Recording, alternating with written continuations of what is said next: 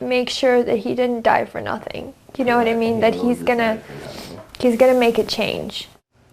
Parents of a boy who drowned at a St. Louis County summer camp are now pushing for protections they believe could have saved their son. News 4 Investigates Susan O'Corey has this family's warning parents will want to hear before you send your kids to camp.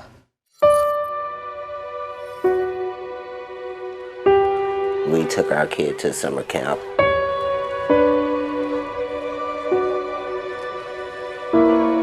He's gone. Yeah. And he's not coming back.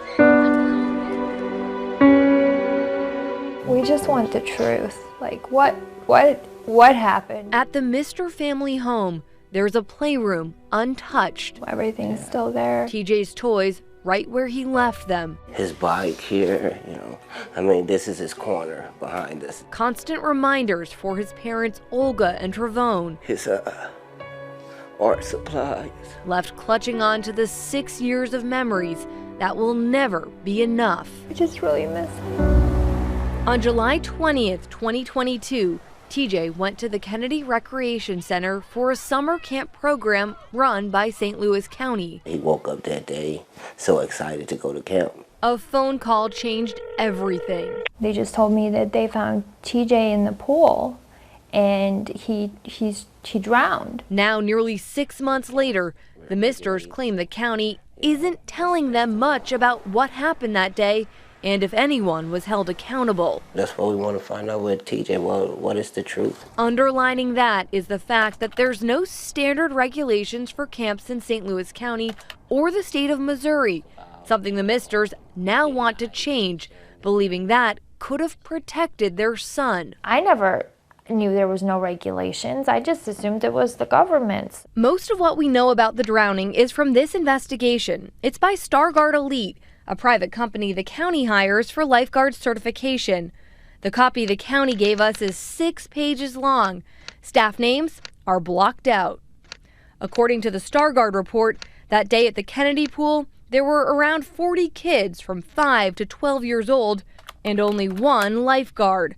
The second one scheduled called out. The report doesn't say who decided to still open the pool. But that breaks county policy, which is clear. The pool needs 2 lifeguards to open. What were you thinking? What did you think that was going to be okay? Nobody ever told us there was going to be 1 lifeguard and 40 kids. Surveillance video at the pool shows TJ. It has not been publicly released, but it was part of the Stargard investigation. The report says TJ gets in the water and appears to struggle. More than 4 minutes pass before a camp counselor pulls him out. No one was paying attention to the pool. The Stargard report notes several missteps. In those initial key minutes, the 911 call went to a dispatch center in Colorado. News 4 Investigates learned that's because the county hadn't properly set up the internet-based phone at the rec center. Staff also did CPR, but did not use an AED, a life-saving device. The report notes staff only saw adult pads and decided not to use the AED, even though those can and should still be used on a child. What's more, Stargard says there were no life jackets at the pool, and the Misters say the camp never asked for TJ's swim level. I actually on the first day asked about, letting them know, hey, TJ doesn't know how to swim, and kind of asking them what their procedure was. So, and I was told that there was going to be counselors in the pool with him, which we have found out that there weren't. The Misters are suing the county in a $40 million wrongful death suit. You can't put a price on a person's life, So, $40 million, that, it's a number, it's not TJ. What the Misters want is change. They believe if camps were regulated, kids would be safer. Unlike other child care like daycares, camps in Missouri are not licensed. Nothing requires staff to know CPR or even mark a child's swim level. Turns out this is happening across the country. We're just letting camps get away with this kind of wild, Wild West operating model. In California, Doug Forbes tragically knows this all too well. His 6.5-year-old daughter, Roxy, drowned at a Los Angeles summer camp. No child should ever drown. Period. End of story. Recently, Forbes helped get 2 new ordinances in Los Angeles County, one for camp safety, the other aquatic safety. So let's get this thing changed and rely on me in LA County, the model here we've established. In St. Louis County, ordinance changes come from the county council. We went to every council member. Most are ignoring our emails and calls, but we did hear back from Council President Rita Hurd Days, who left this voicemail. I'm not really comfortable in talking about that at this particular point. I know that, we're going to be at some point liable for that. One council member who won't talk on camera had a lot to say about the Kennedy pool before. We got our hands on emails showing months before the pool opened for the summer, county park staff struggled to hire lifeguards and were concerned about safety issues. In this email, a supervisor recommended not opening the pool. Days later, Councilmember Ernie Tracus got involved.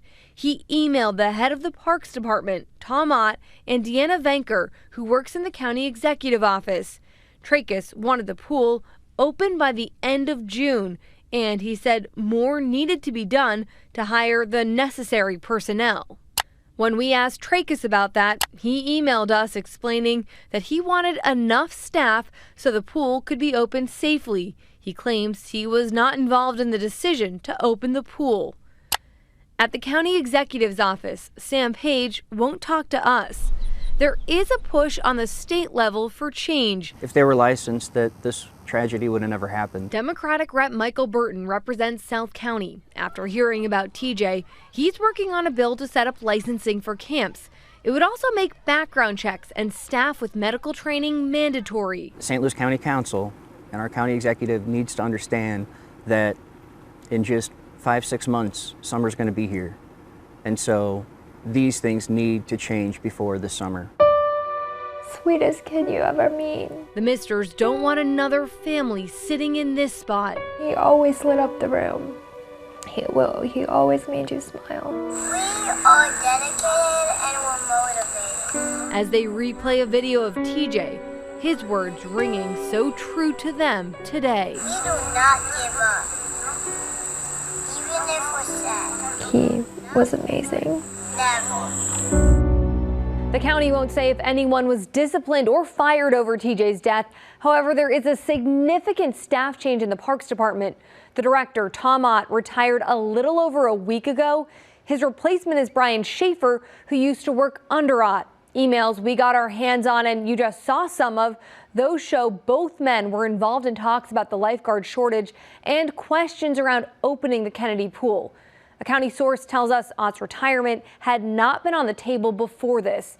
As for the Misters' push for answers, their civil suit may be the only way to get them. Prosecutors recently said that they aren't pursuing criminal charges in TJ's death.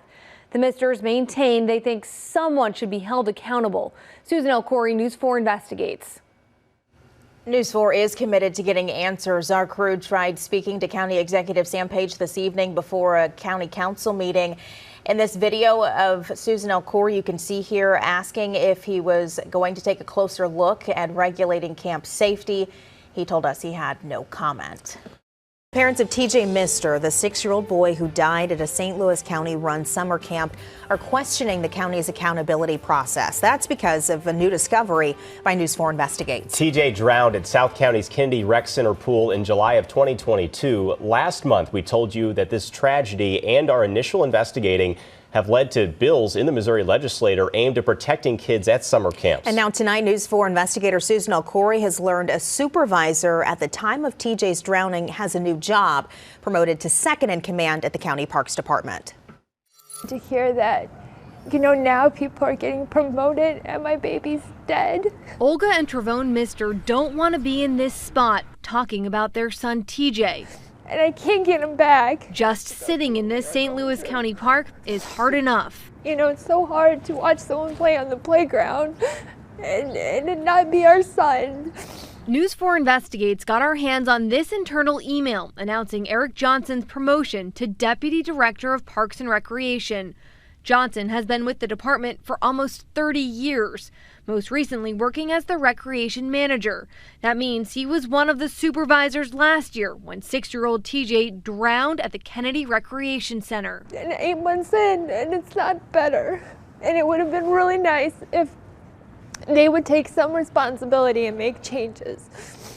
But instead, they're just promoting people. We reached out to Johnson. He hasn't responded. Earlier reporting by News 4 Investigates uncovered emails from Parks Department staff talking about lifeguard shortages and questioning if the Kennedy Center pool should be closed for safety. Johnson's name is on several of those messages. An email is having your hands in the pot. When TJ died, county records show there were 40 kids and only 1 lifeguard, even though county policy requires 2. We have to make a change in TJ's honor, in his memory. We brought their concerns to the head of the Parks Department, Brian Schaefer. If you want, it'd be better if you could send me an email with your questions. Schaefer took over as director this year. The previous director announced his retirement after TJ's death. Schaefer was also a department supervisor last summer and was involved in conversations about opening the Kennedy Center pool. I can't talk about the pending litigation on anything related to the incident from the Kennedy complex. Schaefer did talk about some changes the county is now making. The county contracted a private company, Midwest Pool Management, to oversee all pools. He also said there will be mandatory swim tests for kids and CPR and AED training for all recreation staff. They're hiding behind this lawsuit saying that they can't do anything or say anything. The Misters filed a civil suit against the county, saying they want answers and accountability. It's not about our son. They can't bring him back, but they can save other kids, and I think that's a lot more important. As you just heard, the director of the Parks Department told us to email him questions. We did. He responded explaining that Eric Johnson was picked out of 6 qualified candidates. He also wrote Johnson was selected based on his track record of success in the field of recreation and that no one from the county executive's office was involved in this decision. It's worth mentioning that we learned today some notable changes coming to county summer camps, starting with CPR and AED training for all staff. Records show that when TJ drowned, staff didn't use an AED on him, even though they had one. The county will also now be doing swim tests, something TJ wasn't given. Susan Elcoury, News 4 Investigates. There will not be any criminal charges in the tragic drowning of a 6-year-old who died last summer at a summer camp run by St. Louis County. News 4 Investigates' Susan Elcoury has the latest. The family says it's devastating. They learned today that St. Louis County prosecutors saw no criminal intent in their son's drowning. I talked to the family a little while ago. They told me they want to see someone held accountable because their child was innocent. Last July, 6-year-old TJ Mister went to Kennedy Kids Camp.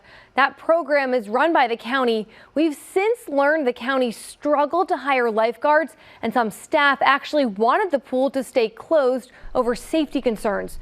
Most of what we know about TJ's drowning is from an investigation that the county paid for.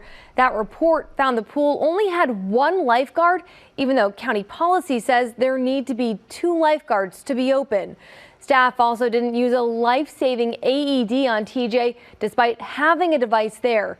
It's those things the Mister family keeps pointing to and saying they believe TJ's death was preventable. We just want the truth. Like, what happened? Why did it happen? How did it happen? And how do we prevent from happening again? Because obviously it wasn't right. I mean, he's gone. Yeah. And he's not coming back. And no matter what we do, it's not going to come back. Yeah. We did ask the prosecutor's office to confirm this. They didn't comment. The Mister family believes what happened to TJ highlights a bigger problem with camp safety since there's no standard licensing or regulation for camps. There's a lot more to this story that we're looking at tomorrow night at 10, including what the Misters say parents need to know before signing their kids up for camp. Susan Elcoury, News 4 Investigates. Our investigation is getting attention at the Missouri State Capitol. A pair of bills filed just hours ago are aimed at protecting your kids at summer camp. This all stems from the tragic drowning of a 6-year-old at a camp run by St. Louis County. Investigator Susan Elcoury has more on the changes that we could see. They're calling this TJ's Law because that's who they want remembered through all of this, 6-year-old TJ Mister. The big change out of this is it would require camps to be licensed like other child care programs in the state.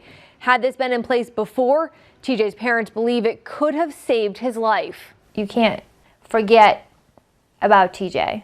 We're not going away. Yeah. When Olga and Travone Mister sent their 6-year-old son TJ to camp last summer, they didn't know Missouri doesn't regulate camps. We're gonna make sure that he didn't die for nothing. You know what I mean? That he's gonna make a change. Change they just took a big step towards. On Monday, the Misters went to Jefferson City to help introduce a new House bill. It's backed by State Rep Michael Burton.